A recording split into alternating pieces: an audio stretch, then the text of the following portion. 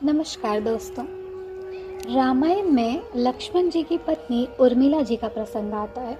इस वीडियो में हम आज उर्मिला जी के बारे में, उनकी जीवनी के बारे में सब कुछ जानेंगे कि वो कैसे इस दुनिया में आई और कैसे उनकी मृत्यु हुई, उनका जीवन कैसा रहा, सब कुछ। दोस्तों, रामायण में उर्मिला जी का महत्वपूर्ण योगदान रहा है। वे राजा जनक की छोटी पुत्री और माता सीता की बहन थी। जब उनके पति लक्ष्मण जी अपने बड़े भाई श्री राम और माता सीता की सेवा करने 14 वर्ष के वनवास पर चले गए थे, तब उनकी असली परीक्षा हुई थी। उन्हें नाग देवी का अवतार माना जाता है, जिनका विवाह शेषनाग के अवतार लक्ष्मण जी के साथ हुआ था। आज हम आपको उर्मिला जी का संपूर्ण जीवन परिचय बताएंगे। उर्मिला जी का लक्ष्मण जी से जब विवाह हो गया, विवाह के पश्चात उर्मिला जी अपनी चारों बहनों के साथ अयोध्या के राजमहल में आ गई और हंसी खुशी रहने लगी। फिर एक दिन अनहोनी हो गई और श्री राम के 14 वर्ष का वनवास सुना दिया गया। श्री राम के साथ वनवास में उनकी बड़ी बहन व श्री राम की पत्नी माता सीता ने भी जाने का निर्णय लिया। जब उर्मिला जी को पता चला कि उनके पति लक्ष्मण जी भी भाई और भाभी की सेवा करने 14 वर्ष के वनवास पर जा रहे हैं, तो अपने पति के साथ वह भी जाने के लिए तैयार होने लगी। इतने में लक्ष्मण जी उनके कक्ष में आए तथा अपने साथ वन में जाने को मना कर दिया। यह सुनकर उर्मिला का मन व्यथित हो गया तथा उसने इसका कारण पूछा। तब लक्ष्मण जी ने उन्हें बताया कि अपने भाई और भाभी की सेवा करने जा रहे हैं वो, यदि उर्मिला जी उनके साथ चलेंगी तो इनमें बाधा उत्पन्न होगी। साथ ही लक्ष्मण जी ने उर्मिला जी को राजमहल में रहकर श्री राम की माता कौशल्या का ध्यान रखने का उत्तरदायित्व सौंप दिया।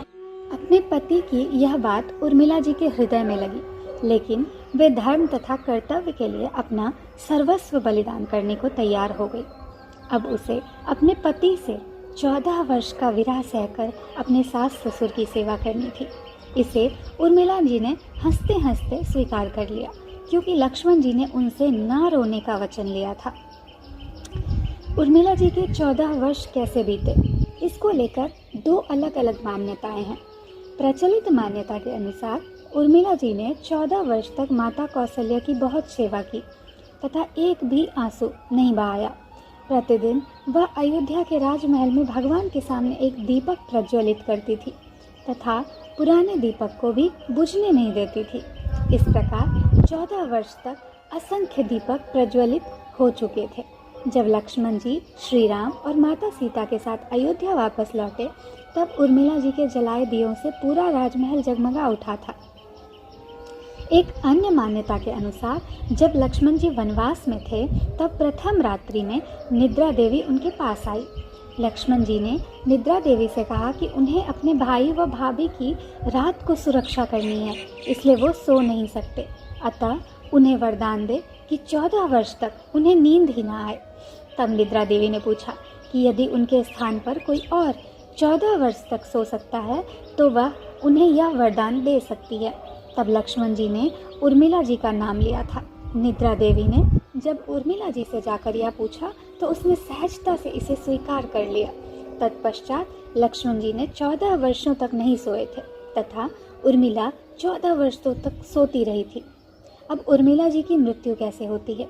लक्ष्मण जी के वनवास से लौटने के पश्चात उर्मिला जी के 2 पुत्र हुए, जिनका नाम अंगद व चंद्रकेतु था। उसके बाद उर्मिला जी ने अपने जीवन काल में बड़ी बहन का फिर से वनवास जाना देखा।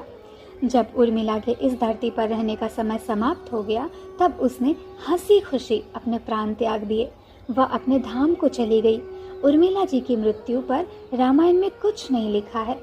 कई लोगों का यह प्रश्न होता है कि श्री राम ने लक्ष्मण का एक समय के बाद त्याग कर दिया था तथा उसके पश्चात लक्ष्मण जी ने सरयू नदी में समाधि ले ली थी तथा अपने धाम को लौट गए थे। तब उसके बाद उर्मिला जी का क्या हुआ था?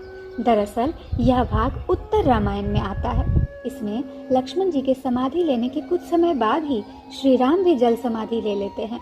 मान्यता के अनुसार लक्ष्मण जी के जल समाधि लेने से पूर्व ही उर्मिला हंसी खुशी अपने प्राणों को त्याग चुकी थी। दोस्तों, उम्मीद करती हूँ कि आज उर्मिला जी के बारे में जो भी जानकारी हमने आपको दी है आपको पसंद आई होगी। अगर आपको अच्छा लगा हो तो प्लीज़ इस वीडियो को लाइक कीजिएगा और हमारे चैनल को सब्सक्राइब कीजिएगा। राधे राधे।